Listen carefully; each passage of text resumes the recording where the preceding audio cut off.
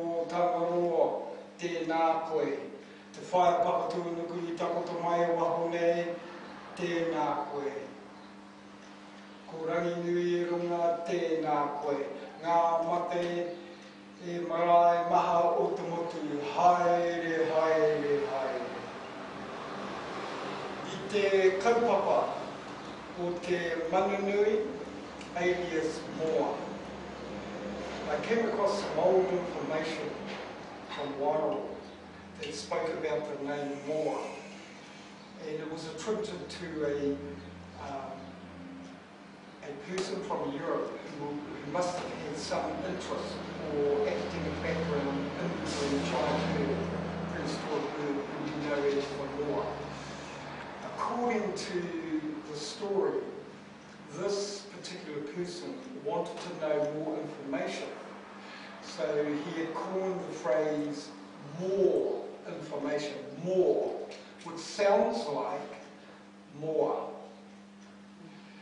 The actual ancient name, according to Wairoa, hapu, is the Moa bird is known as the manunui, or in some cases called the tikura. So those were the two names that were bestowed on this bird. So there was no such bird as the Moa. And that's what our film is all about.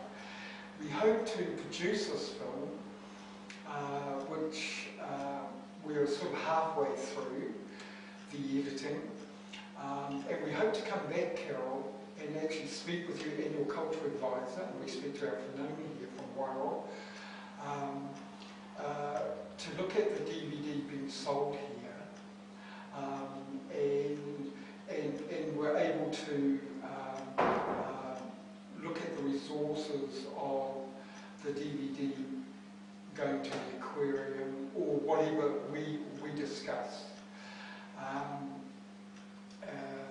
All the current workers, and what I mean by workers who are working on the film, are all volunteers, and we're all inputting in different ways to make this happen. And I hope to make an impact in the academic area, which is my background, to actually change two things within the history of the Moa. One is the name Whanganui to become prevalent on the side of Moa. And the second change is that the Moa was not extinct by the hands of Māori. Now, the stories from Wairoa talk about the volcanic eruption. This is long before the coming of the Wakas, around 1250, 1350. That has become a scenario that has become a normalisation within New Zealand's academic field and needs to be changed. So I've sent a few ripples throughout the country. So I'm doing my last BA at the Eastern Institute of Technology, and I have talked to them about it, and it's been received by Professor Maka and them as a beginning point. So our family has a connection to the Moa or Whanganui. Our surname is called Pare Tipua or Pari Tipua.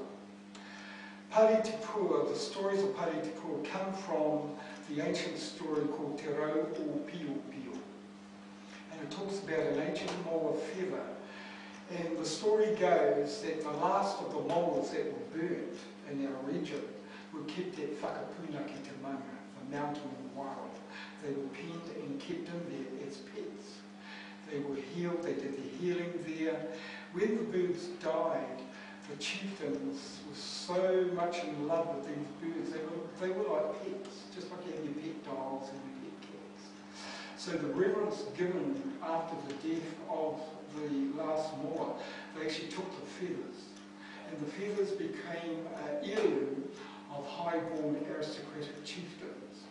During their death, it was presented and placed onto the lintel of their whanganui as an emblem of great love, great passion that you give to pets, but has been transferred to human, the likeness of human. When you lose family members, you have that great reverence of love, of care. So, so through the chief, and I believe he is a Rangatahi chief called Tamaho. It's a very famous name in the history books of New Zealand, Tamaho. And he was one of those chiefs that set the motion into place for the protocols of the moa feather. And it came right through to Wild, to a great lord who I'm descended from, and probably you are, Tapawai, Upukuariki, which means lord, and his lines, who inherited the feather. And during Tapawai's death, it was placed onto the lintel of the building. And it was the great ancestor Te Whare from Frasertown, one of the last great spokesmen. Some say he had a diamond tooth, some say a ruby, but he was in charge of an ancient diamond that was the size of a mutton leg, and it was called Te Taiwhenua, named after Te Koti, Rangatahi. When it came into Hainga's care, the name changed to Ngā Taiwhenua Te Koti, and the chieftain was called Te Whare, and he died in 1931. But his death was very strange, but I'm not allowed to go into the details of it. But just to say that the Tanifas in Wild looked after his body for 12 months before it resurfaced. It made a lot of headlines back then in 1931. So I've done a lot of research within that surname. And then we had the opportunity of meeting with Ian, the Forest and Bird, and he is very evident in his work with the conservation of forests, birds and those types of creatures. So we're basically working in the Kaweka Mona range at the Taihape region.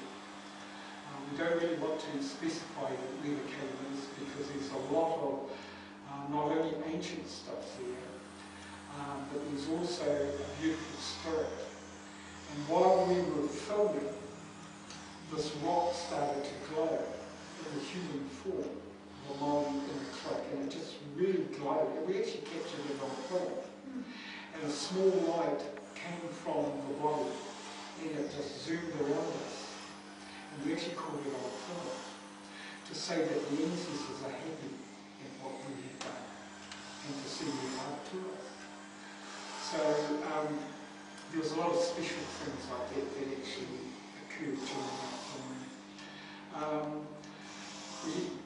We hope to later on film at O Tangaroa, the surname Pai Te Kua, and a bit about the history of Te Whare O So those are the next step. Once we get the DVD comprised and edited, then we'll give you another call, Carol, sometime on media and cultural advisor. And thank you for your real too, because that passes on the spirit. Because Māoridom is all about the spirit. We are a spiritual people. Like all people, with Māoridom also, because we can't keep on everything. Thank you very much for welcoming us to the Karanga Kuima. Thank you, Carol. And thank you for your kaikoura. Tēnā koutou katoa. We'll do a bit of waiata, which means tau ake au ki te taune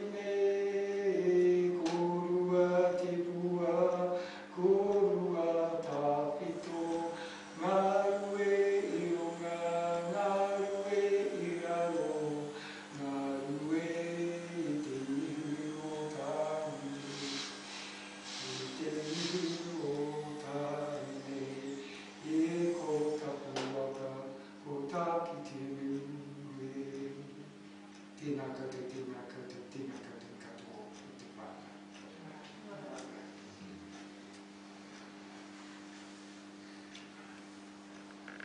In Napier is to handle these over with great love and care to a wonderful place where it's going to be acknowledged and love to present to you the calling of the law.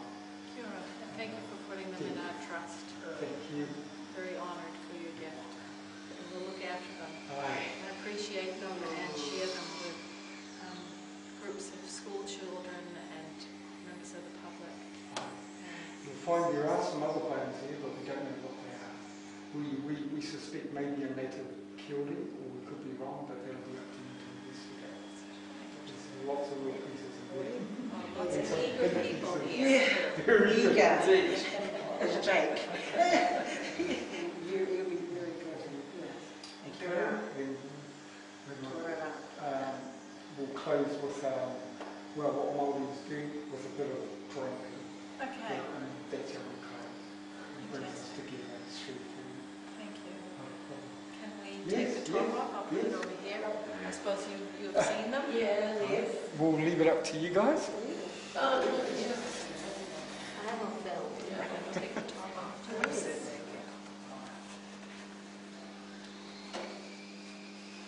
Oh, wow, not what I expected. That's enormous. Indeed. Oh, look at that. Yeah.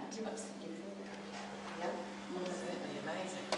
It's a giant prehistoric bird. Oh, yeah.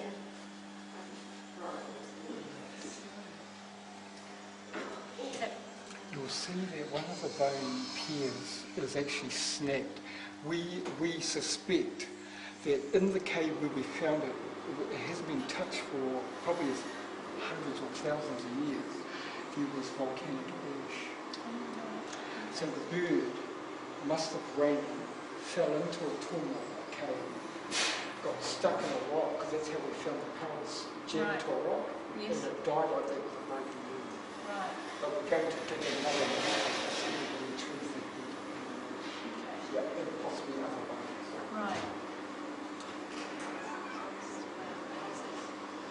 I have some gloves. Would you like to? Yes, we'll get some gloves. Not a problem, yes. Just come in here. I just do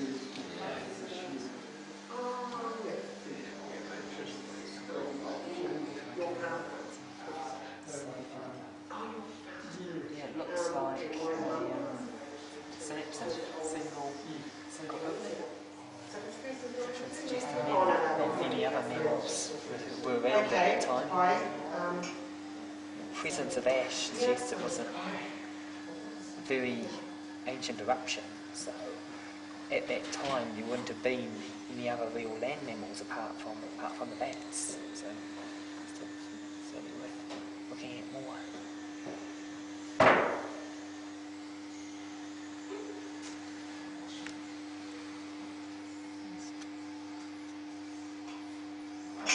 Right. Vertebra and skull. It's amazing to actually find the bones in a position where you can work out what actually happened yes. when they passed away. It Yes. doesn't tell you what was, but just also what happened. Yes, that's right. We sort of look at the shape of the cave. The pelvis was lodged between two rocks, coming up and coming down. So the bird must have struggled with broken legs and just passed on quietly.